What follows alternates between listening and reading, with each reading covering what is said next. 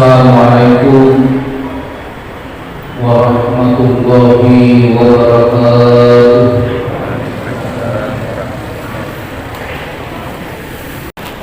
Ketika kita perhatikan Al-Quran, mulai dari surah Al-Fatihah sampai surah An-Nas, maka kita akan temukan di dalamnya Allah Subhanahu wa ta'ala bersumpah dengan dirinya sendiri atau sifatnya.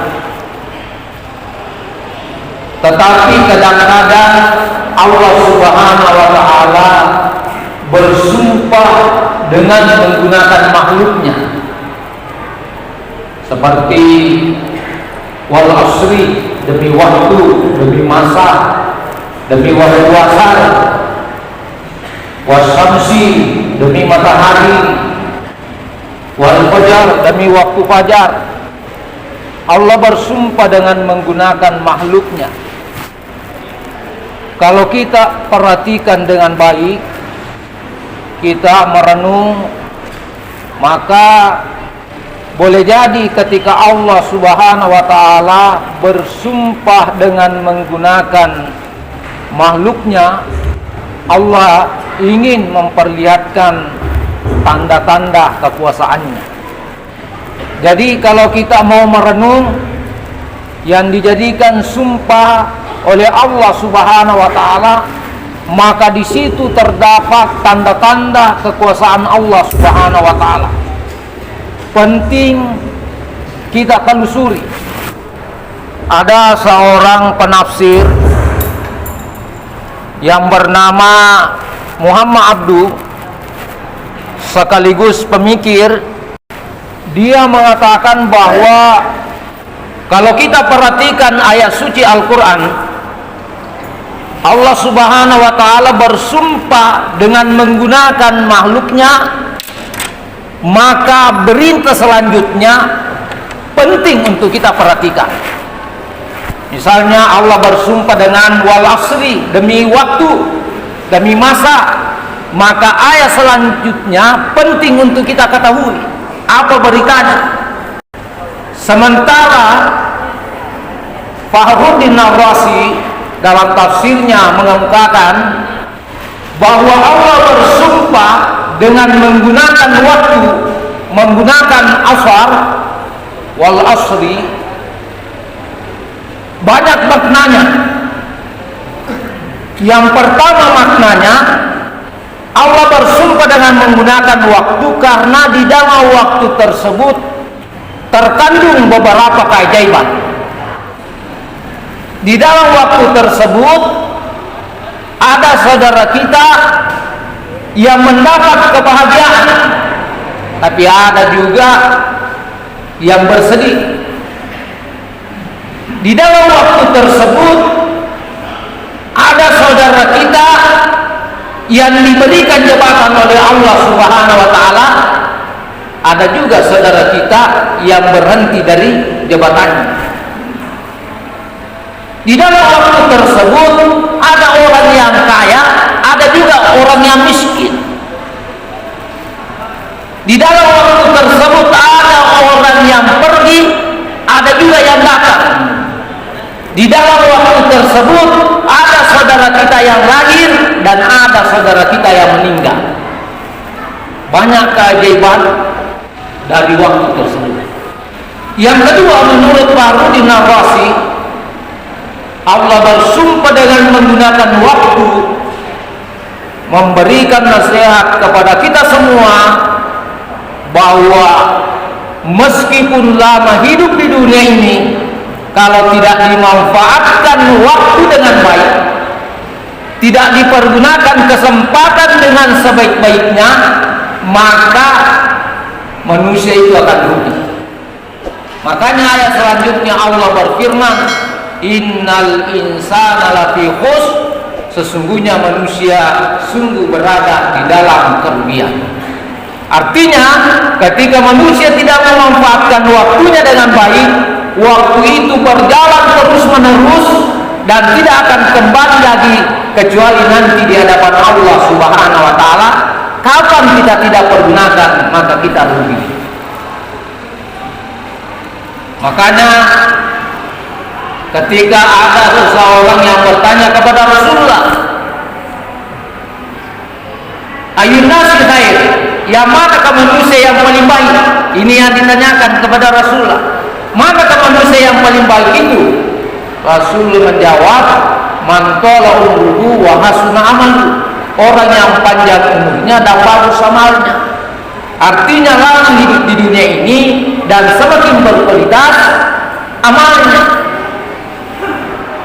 Semakin bertambah umurnya, semakin rajin beribadah, rajin sholat. Semakin bertambah umurnya, semakin bagus hubungannya kepada Allah Subhanahu wa Ta'ala. Semakin bertambah umurnya, semakin bagus hubungannya kepada sesama manusia. Nah, ini yang paling hebat, hadirin yang berbahagia. Yang ketiga, menurut Fahrudin Ar-Razi, Allah bersumpah dengan menggunakan waktu, memberikan nasihat atau pelajaran kepada kita semua bahwa manusia itu pada hakikatnya semakin hari semakin berkurang umurnya. Jadi manusia itu semakin hari semakin berkurang umurnya. Misalnya Allah memberikan jatah hidup di dunia ini 70 tahun. Sekarang ini sudah berumur 60 tahun, berarti sisa 10 tahun. Bertambah tahun, berkurang lagi umur kita. Demikian seterusnya, sehingga pada saatnya akan kembali di hadapan Allah Subhanahu wa Ta'ala. Itulah sebabnya Allah Subhanahu wa Ta'ala bersumpah, wal asri, demi waktu, demi masa, innal insana lafi khusr, sesungguhnya manusia sungguh berada di dalam kerugian. Illa, kecuali, jadi ada manusia yang tidak rugi. Siapa yang tidak rugi itu? Yang pertama adalah alladzina amanu, orang-orang yang beriman, orang-orang yang percaya kepada Allah, orang-orang yang meyakini bahwa ada hidup sesudah di dunia ini. Ada namanya hari pembalasan, di mana pada saat itu akan diberikan balasan terhadap apa yang pernah kita lakukan di dunia ini. Disitulah manusia akan menyesal, mengapa saya punya amal hanya seperti ini. Hadirin yang berbahagia, alhamdulillah kita masih percaya kepada Allah Subhanahu wa Ta'ala. Kita yakin bahwa Allah itu Esa. Qul huwallahu ahad. Katakanlah dia Allah itu satu, Allah itu Esa. Yang kedua yang tidak rugi adalah wa amilus sholihati, mereka melakukan amal soleh. Al-Quran memberikan informasi bahwa sekecil apapun perbuatan yang kita lakukan, pasti kita akan melihatnya, akan dibalas oleh Allah Subhanahu wa Ta'ala. Di dalam surah Al-Salsalah Allah berfirman, "Faman ya'mal mithqala dzarratin khairan yarah." Barang siapa yang melakukan kebaikan sebesar biji zarah, maka pasti dia melihatnya. Sebesar biji zarah itu tidak mampu kita lihat kecuali menggunakan kaca pembesar. Jadi meskipun kecil sekali kita lakukan kebaikan, akan dibalas oleh Allah. Dan ini kelebihannya orang mukmin, kalau melakukan satu kebaikan maka akan dibalas 10 balasannya, 700 bahkan tak terhingga dari Allah Subhanahu wa Ta'ala. Berbeda kalau melakukan kejahatan. Kalau kebaikan, berniat saja untuk melakukan kebaikan, misalnya sholat, berpuasa, menyumbang di masjid, maka sudah ditulis, belum dilakukan, apalagi kalau sudah dilakukan. Tetapi kalau dosa yang kita akan lakukan berniat, belum ditulis, nanti ketika dilakukan dosa itu lalu ditulis, hadirin yang berbahagia. Yang ketiga yang tidak rugi adalah watawasau bil haq, mereka saling berwasiat kepada kebenaran. Manusia itu tempatnya lupa dan salah. Kalau keliru, kalau salah, maka kita saling memberi nasihat. Ajaran agama kita mengatakan, mar'a minkum munkara, barang siapa di antara kalian melihat kemungkaran, ada orang melakukan kemaksiatan, maka tegurlah dengan tangannya, dengan kekuasaannya, punya power kekuasaan. Kalau tidak mampu, maka lisannya, tutur kata yang baik. Kalau tidak mampu itu dilakukan, fabiqalbi, maka dengan hatinya kita mendoakan saudara kita semoga berbalik menjadi orang-orang yang baik.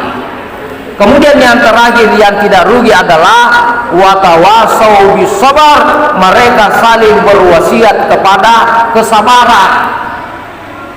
Sabar itu intinya ada 3. Yang pertama adalah sabar melakukan ketaatan. Kita bersabar melakukan sholat, bersabar puasa, bersabar melakukan perintah Allah yang lain, maka insya Allah kita akan mendapatkan balasannya, baik di dunia ini maupun di akhirat. Balasan di dunia ini sedikit, tapi nanti di akhirat akan diberikan balasan yang sempurna, lebih baik oleh Allah Subhanahu wa Ta'ala. Kemudian yang kedua, ada sabar meninggalkan kemaksiatan. Meskipun kemaksiatan itu kalau didengarkan kita terpengaruh, kalau kita lihat boleh jadi terpengaruh, tapi kalau mampu menahan diri untuk tidak melakukan kemaksiatan itu, maka akan diangkat derajatnya oleh Allah Subhanahu wa Ta'ala.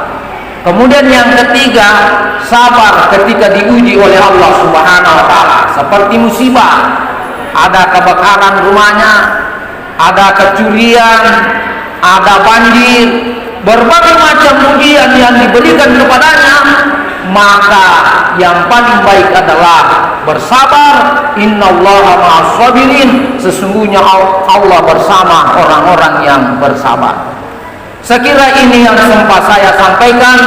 Mudah-mudahan kita senantiasa diridhoi oleh Allah Subhanahu wa Ta'ala, senantiasa diberikan petunjuk oleh Allah Subhanahu wa Ta'ala, senantiasa kita berada di dalam keberuntungan, kita tidak rugi, kita berada di 4 golongan ini, yaitu orang-orang yang beriman, orang-orang yang selalu beramal soleh, selalu berwasiat kepada kebenaran dan berwasiat kepada kesabaran.